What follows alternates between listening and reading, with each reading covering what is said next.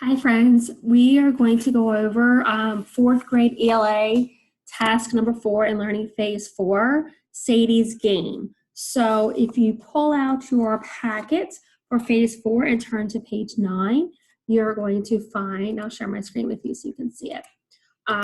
You are going to find the directions for that. Sorry, it looks like this.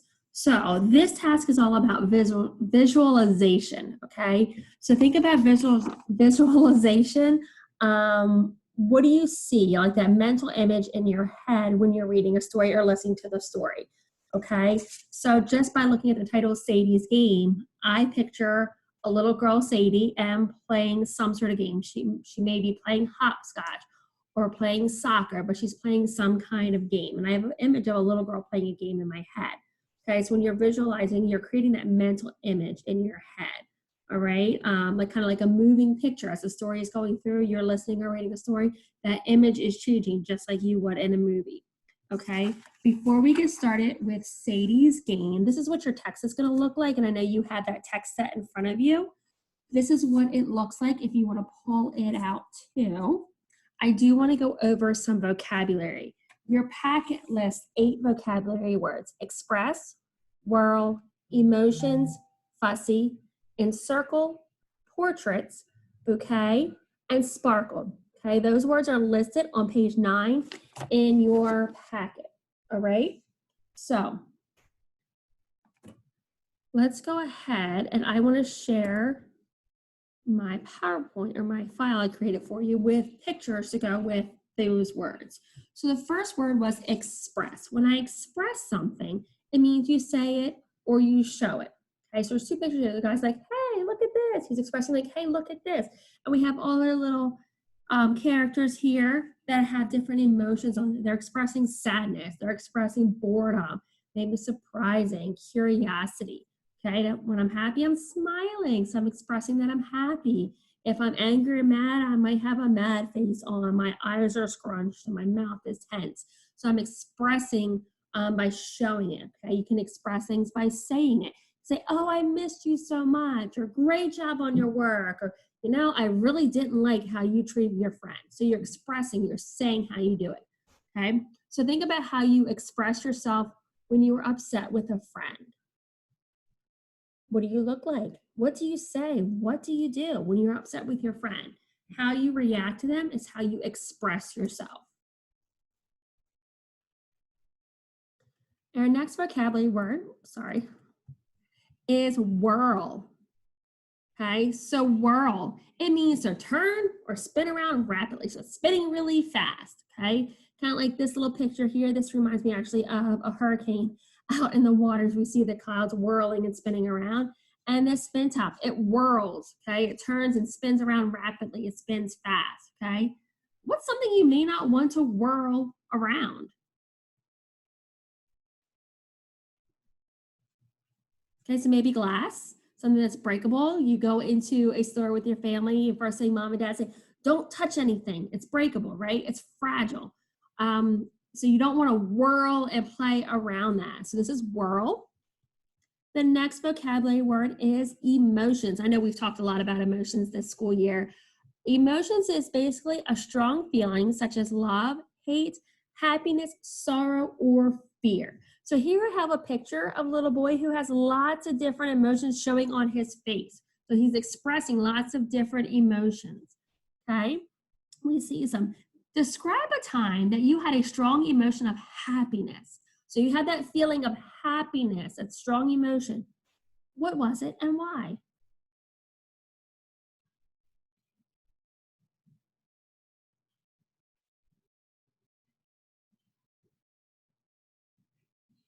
Okay, so the next vocabulary word is the word fussy. If something is fussy, it's hard to please and picky. I have some pictures here of a little boy who doesn't like his dinner very much. He's like, no, he's being fussy about eating his dinner. And a little girl who seems to be examining that pepper quite closely, kind of like, I'm not sure if I want to eat this. So she's being really picky about what she eats. So when is the time that you became fussy? Don't think about fussy as being like grumpy and crying. Think about fussy as You're picky. You're hard to please. Your mom gets you a blue ball and you really wanted a pink ball. So you're being picky. You're being fussy. Think about a time and describe a time that you became fussy. And why were you fussy?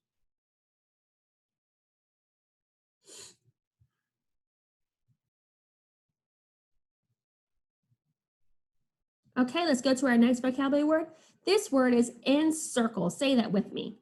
Encircle. If I'm encircling something, it means to surround or form a circle around something. And I have two photographs here that show you one, there's flowers encircling the tree, and the other one has some people encircling the person in the middle. Maybe that's a speaker and they're listening to it. Okay, so encircle means to surround or form a circle around something.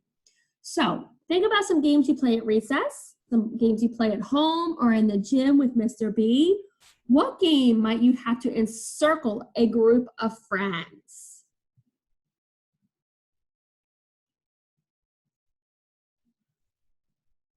So one thing I think of is I think of the game of Duck, Duck, Goose. Because you're the person in the middle and we have to sit around them and then they go tag somebody, right? So you're encircling the person in the middle there. The next vocabulary word I will look at is portraits. Portraits are pictures of people that are usually showing only the face and the upper part of the body. Here are some examples of some portraits. What kind of portraits would we see hanging in an art museum? Right? And we have portraits hanging in our building in the main hallway along the wall between the cafeteria and the gym. There's many portraits of famous leaders and even local leaders in our community there. They are portraits because people, and usually it's just the face and the upper body from the waist up. Sometimes you'll see a portrait of a full body, but usually a portrait is just the face up. So portraits is another vocabulary word we'll hear.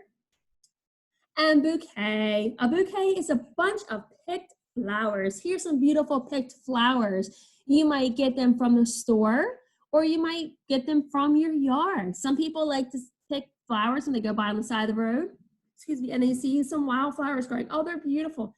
And now stop and pick them, right? So when might you receive or give a bouquet of flowers? Maybe to a family member or to a friend. Think about that. When might you want to give somebody a bouquet of flowers? So sometimes I might want to give flowers is if somebody's birthday. You might want to give somebody some flowers for your birthday, so you'll get a bouquet of flowers for them. Maybe if they do a really great job on an assignment, or maybe they're graduating from college. We have a lot of graduations happening now from high school and college. Although it looks different, we're still graduating. You fourth grade friends are still graduating. Celebrate that at home with your family, okay? And you may get a bouquet of flowers from your family for doing a great job. So this word is bouquet. We'll see that in our story. And the next word is the word sparkled. If something sparkles, it shines bright, quick flashes, kind of like the fireworks I see here. And this picture over here is actually sunlight that's sparkling through the tree branches and through the leaves and looks like maybe pine needles. So they're sparkling through there. What are some other things that sparkle?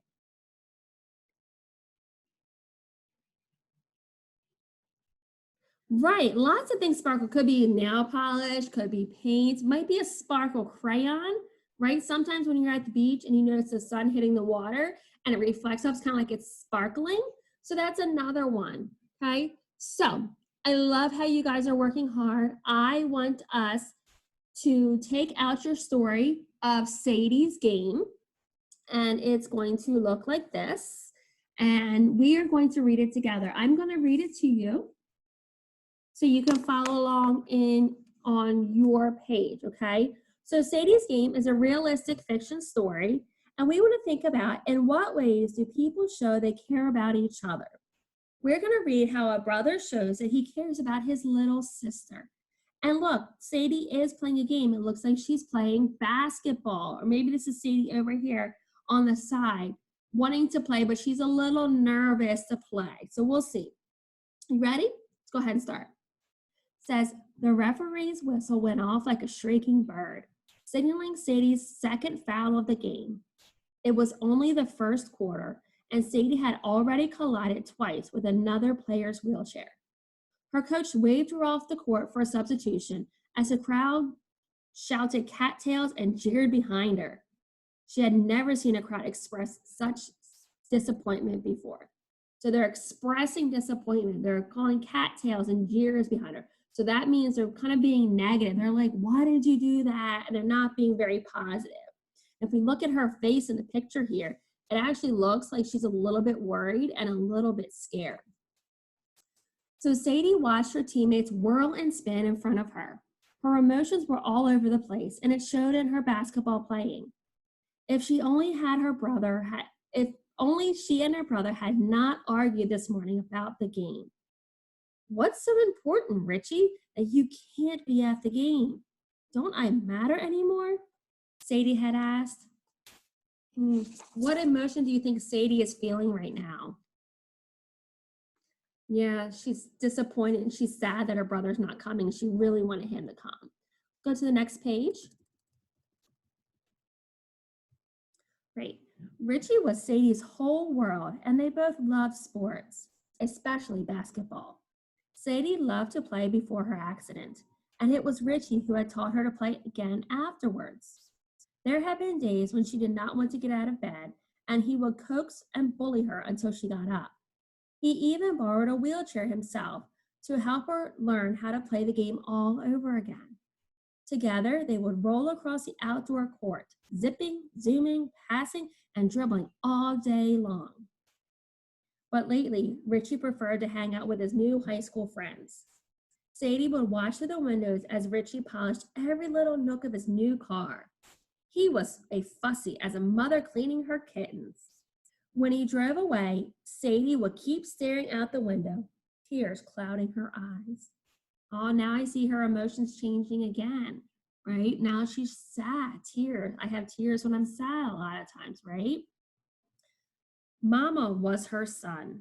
Her arms would reach out and encircle her in a long, warm embrace. Sadie, she would say, your brother loves you.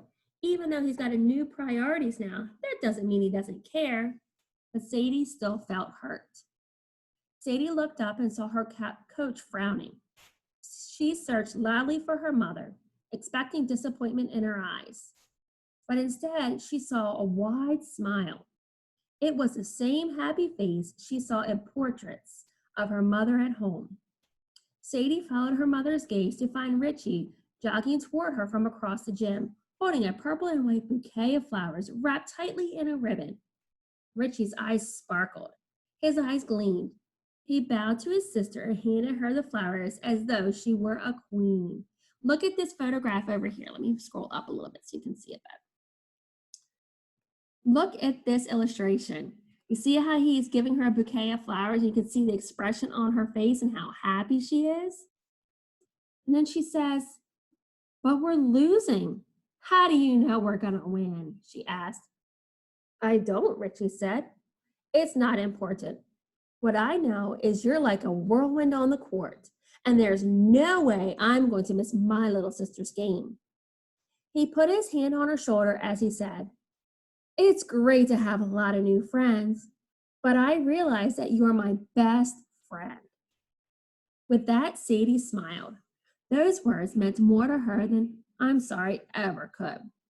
As she rested the flowers on her lap and went back out to the court, right then Sadie decided to play the rest of the game with the bouquet in her lap. With her brother watching her from the sidelines, Sadie stole the ball from an opponent and dribbled her way to the net, making the first of what would be many amazing shots for the team. So how do you know that Richie cares about his little sister Sadie? Think about what he does for her. Talk about that with your family. What does he do for her?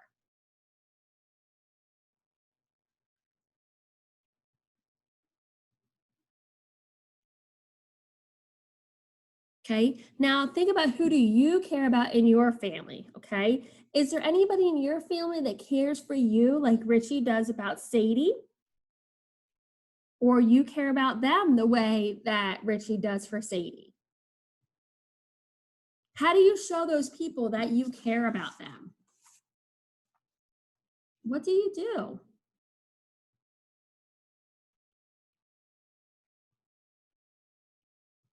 All right, so what I want you to do now is I want you to go back to to this paper and review these vocabulary words. I know we talked about them already, but review these vocabulary words, what they are and what they mean.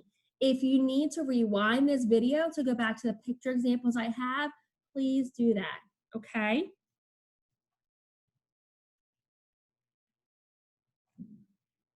All right, and so now that we've read the story once and talked about it, you're gonna read the story again, all right? You can rewind this video and listen to it again, read with you. If you'd like to do it that way, that works, or you can read it with your family. And then we're gonna talk about the visualizations. I'm turning to the next page in the task where it has two graphic organizers to help you know what visualizing is. There's one, and there's one on the next page. Oh, I can get in front of the camera for you. There we go. To help us know what visualizing is, and with a few examples. Okay, so go ahead and listen to the story again, and then we'll come back and talk about the assignment of visualizing. Okay, go ahead and do that. Pause this video and go ahead and do that. Unpause when you're ready to move on. Okay, so now that we've read the story 2 times, I think we're kind of ready to move on a little bit and talk about visualizing and what visualizing is, and we will go over the assignment that comes with this task, okay? So first thing I'm gonna do is I'm going to share a video with you that is talking about visualizing and giving some really good examples as to what visualizing is and kind of talking us through how to do it, okay? Hi friends, today's lesson is all about visualizing. Ooh, what does that mean? Well, let me tell you a story. The other day I went and did something that's so fun. I went to the movies with all of my friends. I was so excited, and the movie was just getting really, really good. But then I drank too much. I had to go to the bathroom. I said, hey friends, I'm gonna go to the bathroom. Tell me everything I missed, and out I went. When I came back, I said, okay, tell me, what did I miss? And my friend sitting next to me, Alan, said, oh, well, you just missed a unicorn. I didn't see the unicorn on screen, so I thought about what the unicorn probably looked like. Oh, beautiful.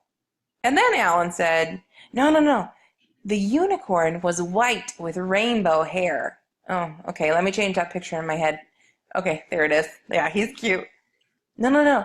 The unicorn was white with rainbow hair, but it was kind of like jumping.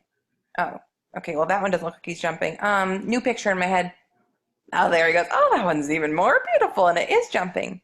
And then he said, well, actually it's more like a baby unicorn with like a grayish face. Okay. More like that picture in my brain? Yes, that was exactly it. That's kind of exactly what the unicorn looked like. Okay, well, thanks, Alan. Thanks for giving me such a good description so I could make the picture in my head match what you were saying. Hey, that's visualizing. Our learning goal says, I can visualize while I read. Visualize means to make pictures in your head. Now, how do you do that? When you're making pictures in your brain, it's just like having a little movie playing in your brain when you read the words. Now, what you want to do is you want to read the text and then try to picture that in your brain so that it matches what you just read. Let's practice. The kitten sat by the apple tree. Okay, so friend, what do I need to visualize, or what picture am I putting in my head? Yeah, the kitten sat. So I'm gonna need a sitting kitten. So cute. The kitten sat by the, what did he sit by? Oh, the apple tree. So I should probably put an apple tree in my brain. Oh, that looks exciting. So the kitten sat by the apple tree. Let's read the next sentence. An airplane flew overhead. Oh, an airplane. So what do I need to add to my picture in my brain? Yeah, that picture of the airplane. And did the airplane just like hang out in the sky? No, it flew overhead. Look, this is where it becomes a movie in my brain. Because the kitten is sitting by the apple tree. It's not moving a lot, but the airplane should be flying. Yeah. Do you see how I just used a little picture in my brain? And it matched exactly what I read. The kitten sat by the apple tree. An airplane flew overhead. Yeah, perfect. Visualizing is just making pictures in your brain. Our learning goal says, I can visualize why I read. The reason why we do that is because we can make connections and to better understand what the author is telling us with its words. Now, even if there are pictures in the book, sometimes I like to make my own pictures in my brain. All right? So when you read, make sure you're visualizing. All right, so that was pretty cool, right? So all about visualizing. That's what they want us to do when we are talking about this story. So if we go back to your tasks in your task paper and we go to page 11. So the bottom of page 11 is going to look like this, okay? All right, so here it gives you an example, okay? So here is the section of the story where it says exactly from the story. It says her emotions were all over the place and it showed her in a basketball playing. If only she and her brother had not argued this morning about this game.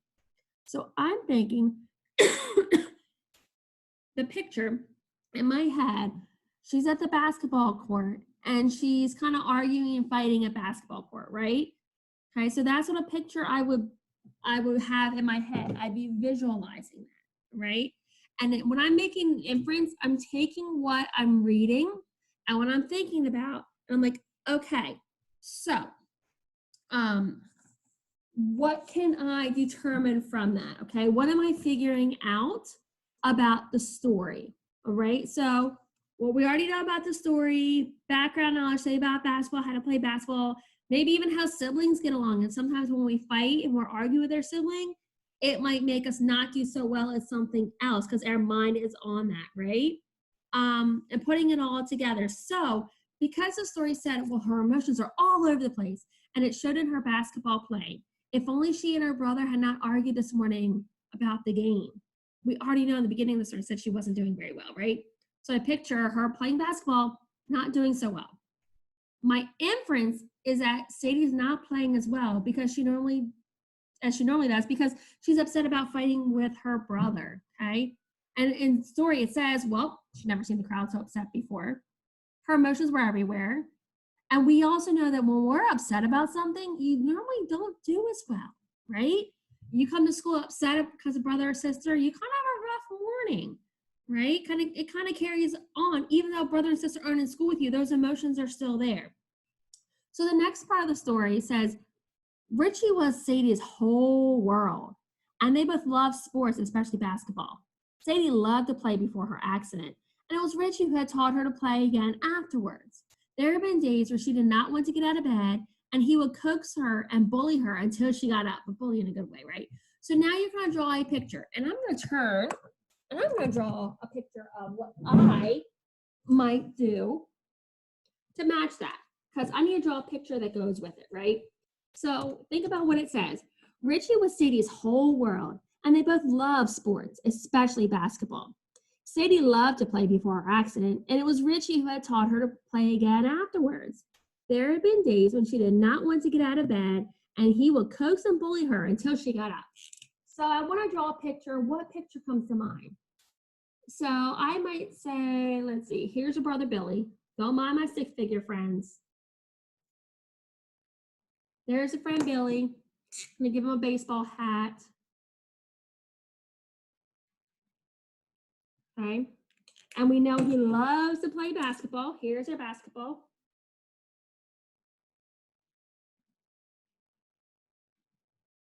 Okay. And he's like, let's go. Right? Let's go. He's encouraging her and say, you got this. Okay. Notice he's smiling. All right. And I could draw a picture of Sadie. Let's see. Maybe Sadie is sitting in her chair.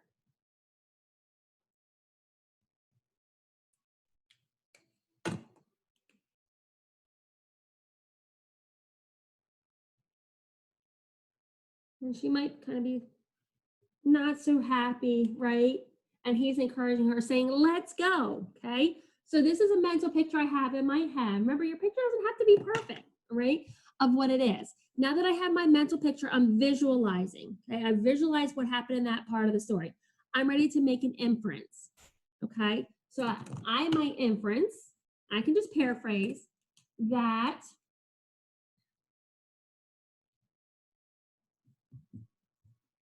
Sadie, let's see,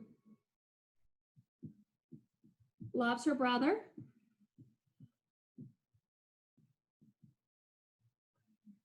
and appreciates his support, right?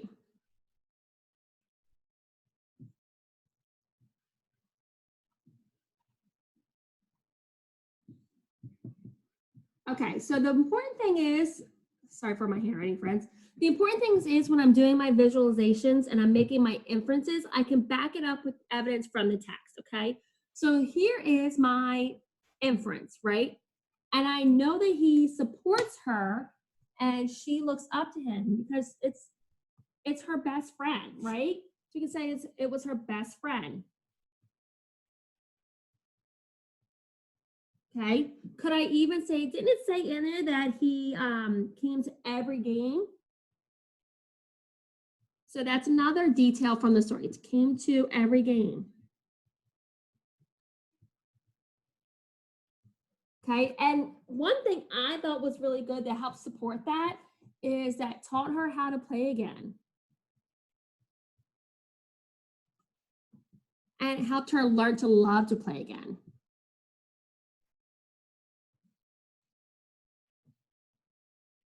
Okay, so and all those details, guys, came directly from that story. All right. If you need to go back and reread part of the story, go ahead and do that. That's okay. That's what it's there for. You have it in print, and I read it to you on this video. There are 3 more inferencing and visualization tasks they're asking you to do on the next page, on page 12. Okay. So take a few minutes, pause this video, and work on those problems, okay? When you are done with those, doing your visualization picture and your inferencing, okay, unpause this video and we are going to work on the writing portion. Basing on your inferences, you made an organizer, answer the following question, okay? So pause this video, unpause when you're ready to do the writing portion.